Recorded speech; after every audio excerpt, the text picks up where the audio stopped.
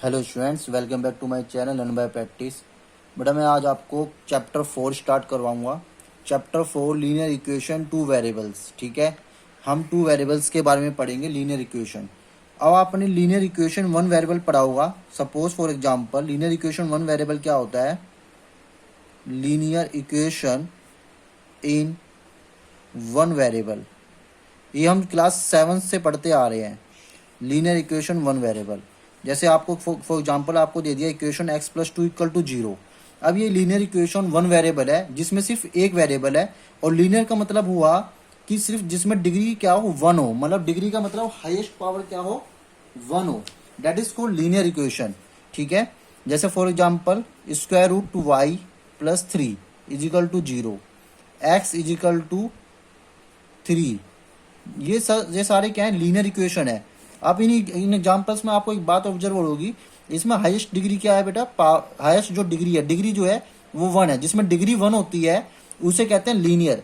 ठीक है, one variable means जिसमें कोई भी एक वेरिएबल हो उसे कहते हैं linear equation one variable. Is it clear? जैसे मान लो x प्लस टू है इक्वल टू जीरो, तो x इक्वल टू क्या मिलेगा आपको? -2। अगर आपको इसको नंबर लाइन पर ड्रॉ करना हो, आप इसका क्या करोगे? ग्राफ ड्रॉ करना है मान लो, तो आप कैसे करोगे? 0 -1 -2, तो आप क्या करोगे? यहाँ पे -2 लिख दोगे, ऐसे सर्कल बना लोगे, तो ये नंबर लाइन पे ड्रॉ हो गया x इक्वल टू -2। अगर रिप्रेजेंट करना चाहते हो किसी भी लीनियर इक्वेशन को नंबर लाइन पे, तो हम इस तरीके से करते हैं। ठीक है, जैसे आपको x इक्वल टू 3 को नंबर लाइन पे रिप्रेजेंट करना है, तो 1 2 और 3, तो आप क्या कर दोगे? यहाँ पे 3 डिनोट कर देंगे। ये तो -2 हो गया और यहाँ पे x इक्वल टू 3 हो गया।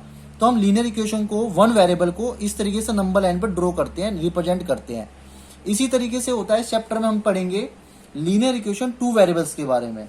अब टू वेरिएबल्स आपको सीधा सीधा समझ में आ रहा होगा। टू वेरिएबल्स मतलब जिसमें टू वेरिएबल हो, like this x plus y equal to 4। ठीक है, मान लो एक राम है, एक श्याम है। राम के पास 10 रुपीज है और श्याम के पास 40 रुपीज है। ठीक है, तो राम एंड श्याम के पास टोटल कितने रुपीज हुए? हमें मान लो, सपोज करो, मैं एक इक्वेशन बना के बताता हूँ आपको। राम के पास हमें नहीं पता कितने रुपए हैं और श्याम के पास भी नहीं पता, सपोज करो, मगर दोनों का जो सम है, दोनों के पास जितने पैसे उनका सम जो है वो 100 है। तो मान लो लेट कह लेते हैं कि let Ram have money x rupees and Shyam have money y rupees. अब दोनों को पास जो टोटल रुपीज है वो मैंने कितना बताया? x plus y equal to 100 है। तो ये बन गई लीनियर इक्वेशन टू वेरिएबल। इस तरह की स्टेटमेंट में linear equation two variable use होती है, जहां पे टू पर्सन्स के बारे में, टू थिंग्स के बारे में बात हो रही हो, वहां पे हमें लीनियर इक्वेशन टू वेरिएबल्स की जरूरत पड़ती है। ऐसी लीनियर इक्वेशन थ्री वेरिएबल्स होता है। अब ये टू वेरिएबल की इक्वेशन है जिसमें हाईएस्ट जो डिग्री है वो वन है। मैंने बताया था डिग्री होती है जब वन हो तो उसे क्या कहते हैं? लीनियर। और दो वेरिएबल आ गए इसमें, यहाँ पे x और y दो वेरिएबल आ गए, तो इसका मतलब क्या हो गया? लीनियर इक्वेशन टू वेरिएबल हो गया। अब इस चैप्टर में ये थोड़ा बेटा इंट्रोडक्शन कि लीनियर इक्वेशन टू वेरिएबल होता क्या है। अब इस चैप्टर में हम ये पढ़ेंगे कि हम लीनियर इक्वेशन को कैसे फाइंड आउट कर सकते हैं, स्टेटमेंट से लीनियर इक्वेशन कैसे बना सकते हैं, लीनियर इक्वेशन टू वेरिएबल में x और y के कोफिशिएंट क्या होते हैं और c क्या होता है, और हम इसको कैसे रिप्रेजेंट कर सकते हैं, और हम linear equation two variable solution कैसे फाइंड कर सकते हैं। सॉल्यूशन मीन जैसे मान लो x plus two equal to zero है, तो s की वैल्यू क्या आ गई आपके पास? -2। ऐसे ही हमें अब इसको आपने रिप्रेजेंट कर दिया लंबर लाइन पे ही।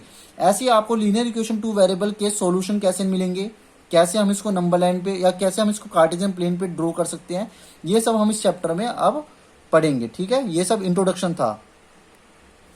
एंड एक बात और बेटा, इसमें जो लीनियर इक्वेशन होती है वो किस फॉर्म में होती है? ax plus B Y plus C equal to zero.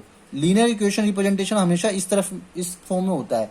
It means the coefficient of x always a, the coefficient of y always b and c is the digit, जो constant term होगी, जो किसी variable के साथ नहीं आती है, उसे हम c कहते हैं। तो ये है लीनियर इक्वेशन रिप्रेजेंटेशन। आप किसी भी लीनियर इक्वेशन टू वेरिएबल को इन टू वेरिएबल को इस तरीके से रिप्रेजेंट करोगे। ये रिप्रेजेंटेशन है। Is it clear? ये लीनियर इक्वेशन टू वेरिएबल की रिप्रेजेंटेशन है। A X plus B Y plus C, मतलब कि जो एक्स का कोफिशिएंट होगा वो ए होगा, वाई का कोफिशिएंट बी होगा और ये सी हमेशा कांस्टेंट टर्म रहेगी। ठीक है, लेट्स स्टार्ट एक्सरसाइज 5.1। हम 5.1 स्टार्ट 4.1 स्टार्ट करते हैं। एक्सरसाइज 4.1 का क्वेश्चन नंबर 1 है, the cost of a notebook is twice the cost of a pen, write a linear equation in two variables to represent this statement. अब वो क्या कह रहा है, समझो इस क्वेश्चन को ध्यान से। ये कह रहा है जो नोटबुक की कॉस्ट है वो पेन से ट्वाइस है। जब आपको पेन की कॉस्ट ही नहीं पता तो आप नोटबुक की क्या बताओगे? क्लियर है? तो हम क्या करेंगे, पेन की कॉस्ट लेट कर लेंगे, लेट, क्योंकि जो नोटबुक की कॉस्ट है वो पेन पे डिपेंड है, तो हमें पेन की कॉस्ट तो पता होनी चाहिए, तभी तो हम नोटबुक की कॉस्ट बता पाएंगे। तो cost of pen, let cost of pen is x rupees. आप मान लो कि जो पेन की कॉस्ट है वो एक्स रुपीज है, तो अब हमें नोटबुक की कॉस्ट भी पता लग जाएगी। तो cost of notebook will be 2x। Sorry, आप कह दो नोटबुक की जो कॉस्ट है वाई मान लो, cost of pen is x rupees, cost of notebook is Y rupees. तो जो अकॉर्डिंग टू क्वेश्चन जो नोटबुक की कॉस्ट है वो पेन से कितनी है, ट्वाइस है। ट्वाइस का मतलब 2 टाइम्स है। तो ये आपकी लीनियर इक्वेशन बन गई। ठीक है, अब इतना ही क्वेश्चन था। इसने कहा था कि write the linear equation two variable, 2 variable आ गए वाई और X, to represent this statement. हमने इस स्टेटमेंट को 2 वेरिएबल्स में रिप्रेजेंट कर दिया। This is your answer. Okay, question number 2 है, express the following linear equation in the form of this A X plus B Y plus C. आपको linear equation रखी है, कम से कम 8 पार्ट है इसमें। ठीक है, क्वेश्चन नंबर 2 में, and find the value of A B C. मैंने आपको इंट्रोडक्शन में बताया था कि लीनियर इक्वेशन रिप्रेजेंटेशन क्या होता है, A x P Y plus C. X का कोफिशिएंट हमेशा ए होगा, वाई का कोफिशिएंट हमेशा बी होगा और सी हमेशा इस फॉर्म अकेला होता है, मतलब कांस्टेंट टर्म होती है। तो अब आप यहाँ पे देखो ध्यान से कि ए 2x 3y माइनस 9.35 बार इक्वल टू 0। क्लियर है? मैंने इसको इस फॉर्म में रिप्रेजेंट कर दिया, A X plus B Y plus C, क्योंकि इक्वल टू में था। अब कोफिशिएंट ऑफ एस क्या होगा, 2, मतलब कि ये ए हो गया। बी इक्वल टू 3, ये वाई का कोफिशिएंट है, और सी हमेशा कांस्टेंट टर्म होती है। यहाँ पे माइनस है तो माइनस लगा दो, 9.35 बार। ठीक है, ये आपका आंसर आ गया। सेकंड पार्ट है, x minus y upon 5 minus 10 equal to 0। तो बेटा ए की वैल्यू हो गई 1, क्योंकि ऐसा कोफिशिएंट कुछ नहीं है तो क्या है, 1 है। 1 इंटू एक्स 1 ही होता है, 1 इंटू एक्स 1 एक्स होता है। तो 1 क्या हो गया, कोफिशिएंट हो गया इसका। बी इक्वल टू हो गया माइनस का 1/5। ध्यान रखना, अगर आगे माइनस लगा हुआ है तो माइनस जरूर लिखना है। तो माइनस 1/5, ये बी हो गया आपका। और सी इक्वल टू माइनस का 10 हो गया। ठीक है, ये आपके ए बी और सी आ गए।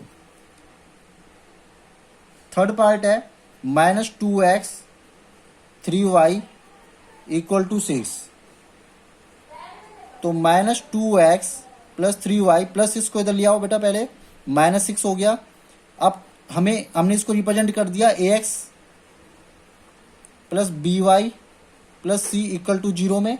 तो a की वैल्यू क्या हो गई, -2, क्योंकि x का कोफिशिएंट है माइनस का 2। b की वैल्यू हो गई 3 और c की वैल्यू हो गई माइनस का 6। मैंने अभी आपको बताया था लास्ट क्वेश्चन में, माइनस जरूर लिखते हैं जो अगर माइनस पहले हो तो। ठीक है, तो ए बी सी मिल गए। Is it clear? Fourth part में क्या है बेटा, x इक्वल टू 3y। तो x इक्वल टू 3y मतलब ये हो जाएगा x minus 3y equal to 0। तो x का कोफिशिएंट 1, तो a इक्वल टू तो 1 गया 1, b की वैल्यू -3, बट हम पे c कुछ नहीं है तो c हो गया 0। ठीक है, हमें यहाँ पे a b c मिल गया। क्लियर है बात? फिफ्थ पार्ट है बेटा, 2x equal to minus 5y। तो 2x माइनस का 5y इधर आके क्या हो जाएगा, प्लस का 5y इक्वल टू 0। तो a की वैल्यू हो गई 2, b की वैल्यू 5 एंड c की वैल्यू 0। ये आपको a b और c मिल गए। Is it clear? अब आ जाओ 6 पार्ट पे। 6 पार्ट दे रखा है आपको, 3x प्लस 2 इक्वल टू 0। देखो x का कोफिशिएंट तो क्या होता है a, तो a की वैल्यू हो गई 3। ठीक है, y यहाँ पे है, यहाँ पे b y का कोफिशिएंट होता है b, मगर यहाँ पे y है ही नहीं तो b हो जाएगा 0। Is it clear? और सी होता है कांस्टेंट टर्म जो कि है 2, ये कांस्टेंट टर्म है तो ये हो गया 2। ठीक है बेटा। अब आता है 7th part, y minus 2 equal to 0। अब देखो इसमें x नहीं है, x नहीं है तो a की वैल्यू हो गई 0, b की वैल्यू हो गई 1, क्योंकि y का कोफिशिएंट होता है बेटा 1, यहाँ पे y का कोफिशिएंट क्या है 1 है, तो y b इक्वल टू 1 हो गया। और c इक्वल टू डिजिट होती है, डिजिट के आगे माइनस लगा हुआ है तो माइनस का 2 हो गया कांस्टेंट टर्म। ठीक है। अब 8 पार्ट है जो कि लास्ट पार्ट है इस एक्सरसाइज का, 5 इक्वल टू 2x। तो 5 इक्वल टू 2x का मतलब हो गया 5 माइनस 2x इक्वल टू 0। तो a इक्वल टू हो गया -2, b इक्वल टू 0 क्योंकि y नहीं है, एंड c इक्वल टू 5 क्योंकि a इक्वल टू -2 क्योंकि s का कोफिशिएंट माइनस होता है। ठीक है। आई होप आपको समझ में आई होगी वीडियो। ओके, अगर आपको समझ में आई है बेटा आपको तो लाइक कीजिए इस वीडियो को, शेयर करें, सब्सक्राइब करें। Thank you so much.